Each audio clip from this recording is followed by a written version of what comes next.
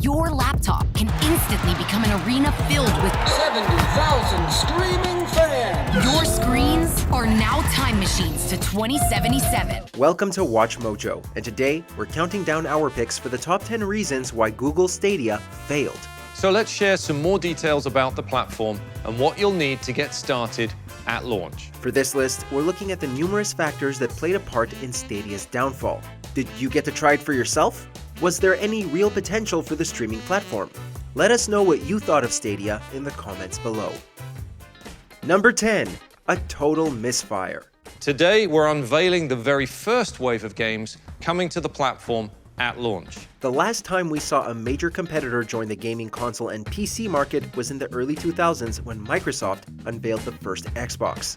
Sure, Valve and Apple have made their own splashes with Steam and mobile gaming respectively, but now Google? A tech giant like this could very easily make a promising gaming platform, right? Of course, you could always play on your TV too. Just use a Chromecast Ultra and a Stadia controller, and you're good to go. Alas, no.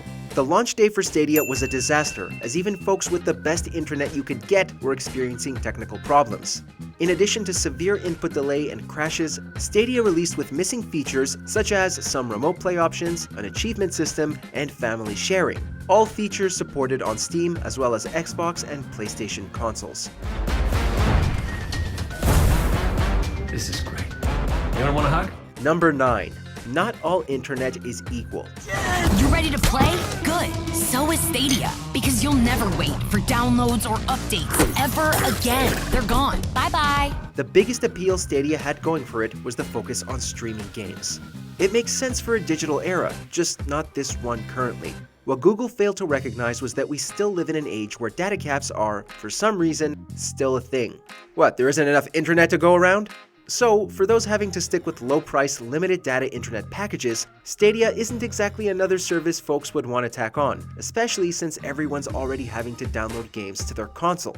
Anywhere you've got Wi-Fi, you're just a click away from buying the latest titles and instantly playing your games. Which also means you're always a click away from playing with your friends. Plus, how many of us have accounts with video streaming services like Netflix and HBO Max?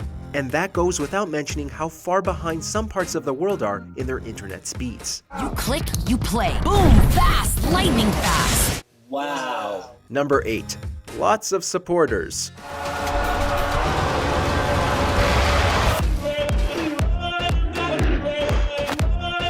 During their reveal presentation, Google convinced us the future lied within Stadia by showing how many developers and publishers were on board with the platform. Indeed, the number was staggering, but over the years, we saw how manufactured it really was. And continue to build your collection of games for as long as you're a Pro member. Or don't pay for Stadia Pro and just buy whatever great games you want to play. Many of the games that appeared on Stadia were games that had already been released long before the platform launched. Wreckfest, Saints Row 4, Bloodstained Ritual of the Night, Destroy All Humans, the 2016 reboot of Hitman. All games that were available way before they got to Stadia, and they were on multiple platforms on their initial launch days. Was Stadia given support by these publishers? Sure, just not in the way many of us had expected. But the coolest thing about it all is that by bringing it to Stadia, pretty much everybody is going to be able to play it at the highest quality settings because Stadia is democratic in that sense, if you want. Number 7. Help wanted. We've partnered with our friends at AMD to build a custom GPU. I'd like to personally thank Dr. Lisa Su, AMD President and CEO, who is here with us today. If there was any hint that Stadia had been in trouble in the last couple of years, it was the several headlines about developers and executives leaving the platform. In February 2021, Google shut down their internal studios, including one led by Assassin's Creed producer Jade Raymond, as they decided to shift focus to third-party studios. With no download, no patch, no update, and no install. Then, their head of product, John Justice, left Stadia a few months afterwards, while more devs left to go work for other companies. Google tried to mitigate these losses by claiming the platform was alive and well, but, well, we're only on number 7, so we still got 6 more entries to go. The way I see it, there has never been a more exciting time to be a developer. Number 6. Whacked work. Stream Connect makes this possible with extremely little effort on the part of the developer. Indeed, the closure of internal studios would cause many to wonder why they should work with Stadia in the first place. The uncertainty only grew after details about the policies for developers came out in July 2021. Google announced that moving forward, developers would be paid certain amounts depending on how long their games were played on the platform. That's a look at just some of the amazing titles we're bringing to you at launch. According to Head of Strategic Business Development Karine Yap, this would be calculated based on session days, or how many days the game was played, not how many times it was booted up. And Google would reap 30% of the revenue. When you add everything up, that's almost $300 of value. Number 5. Not all press is good press. We're always looking for ways to strengthen the connection between creators and viewers, and Stadia is designed to bring them together like never before. Even when the product was not the focus, Stadia still managed to generate controversy. One notorious instance came in October 2020, after Alex Hutchinson, then Google Stadia's creative director, tweeted about how streamers should be paying game companies royalties for streaming their games. With Stadia and a new feature called Crowd Play, you'll be able to simply click a button displayed right in the stream and jump in and play with YouTube creators that you're watching.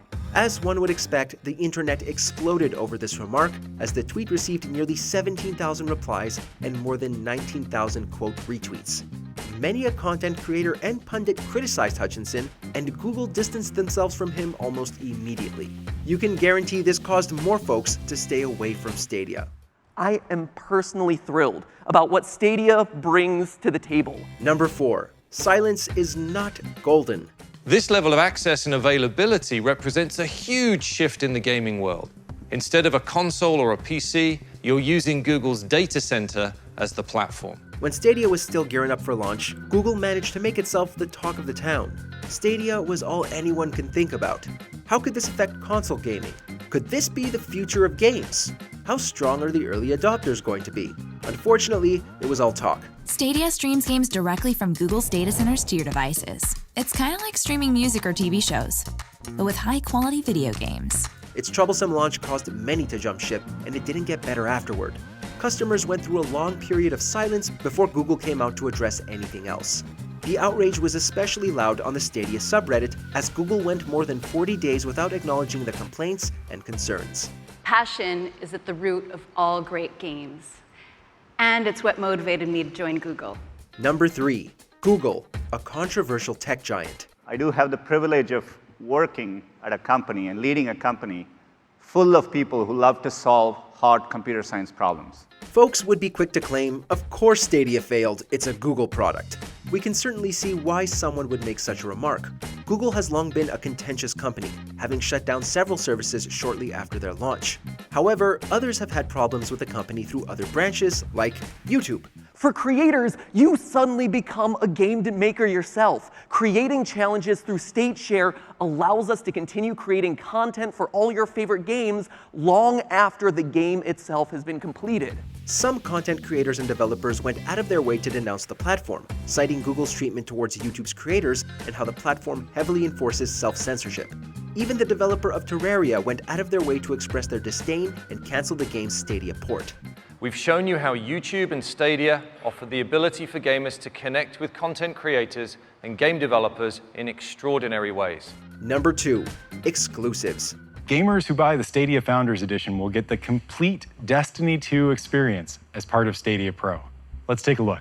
In the gaming hardware market, it's important for companies like Sony, Microsoft, and Nintendo to deliver titles exclusive to their platform. This is what helps drive sales for their consoles, and exclusivity is what keeps these companies competing for our time and money. For some reason, Stadia didn't feel the need to go hard on this aspect. Hidden among sheep, focused on their superficial dreams, moving up the food chain step by step before I dominate them all. For what few exclusives Stadia had, none of them were marketed heavily enough to grab eyes, and most of them came out mediocre or just plain bad. Some exclusives, like Super Bomberman R Online, would launch elsewhere later on. When the other platforms are delivering heavy hitters like Spider-Man, Halo, and Mario, how are you going to compete? Really? Because you have what it takes. Before we continue, be sure to subscribe to our channel and ring the bell to get notified about our latest videos. You have the option to be notified for occasional videos or all of them. If you're on your phone, make sure to go into your settings and switch on notifications. Number 1. Pay to play. And you'll get it all in the Founders Edition for just $129, which you can pre-order now. This was honestly the biggest flub of Stadia as a product, as a platform, and as a brand. Before launch, Google was being really coy about how much Stadia was going to cost. Turns out, it was way too much.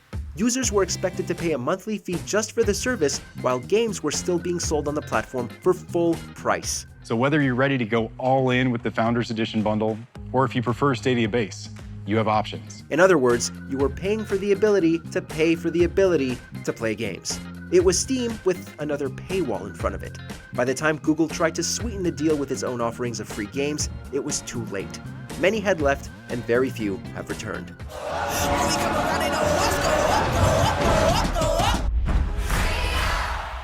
In the mood for more awesome gaming content? Be sure to check out this video here on Mojo Plays. And don't forget to subscribe and ring the bell to be notified about our latest videos.